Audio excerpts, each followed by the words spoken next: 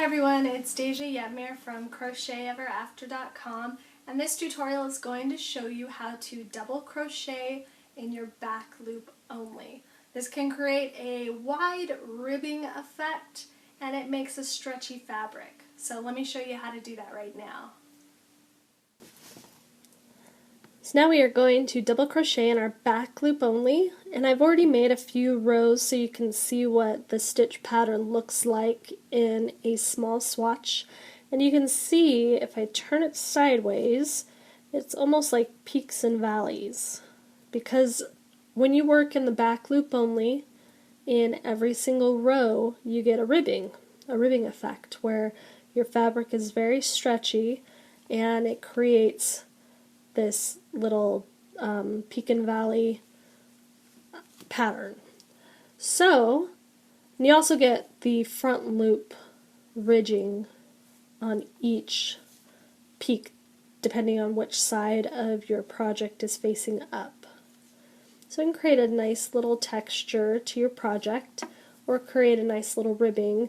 If, say, maybe you're making a beanie, you can do this for the brim to make like a little vertical ribbed brim.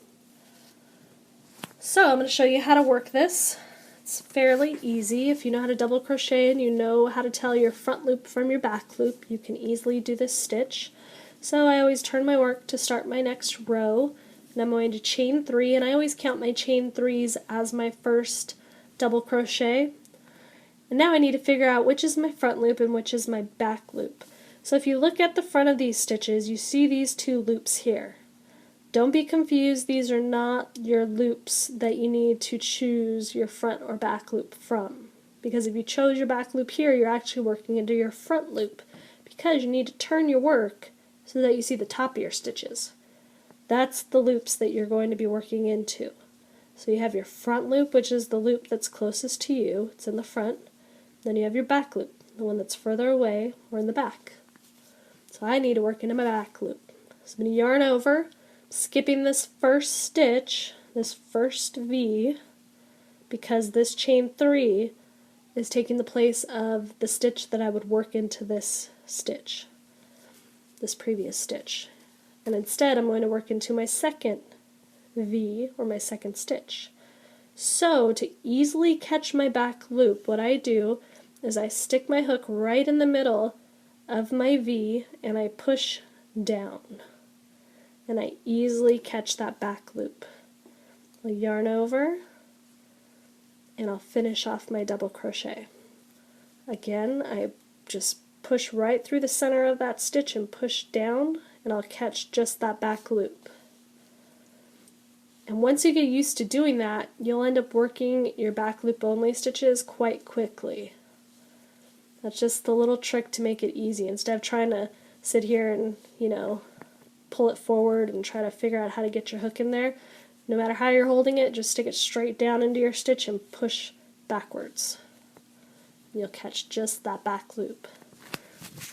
And I'm going to go ahead and work this short, move my ball out of the way, the short row across so you can see how my next row of peaks and valleys form. You can see by not working into that front loop, I get that ridge.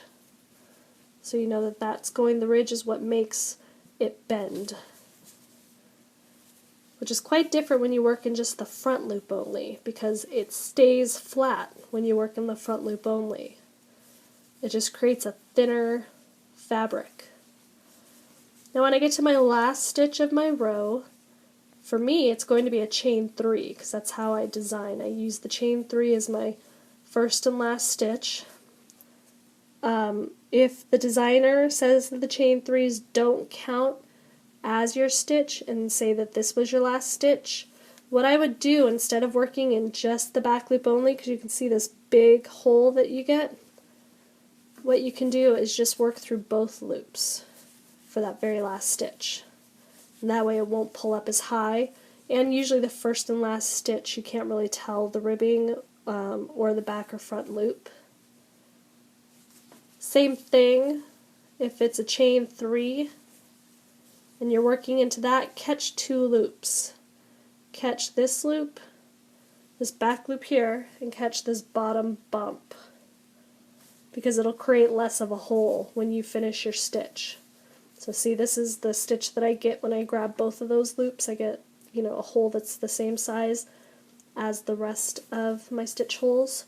If I grab just this back loop here, like I like to do in my foundation chain, I get a really big pull, almost as if I was doing just the back loop only.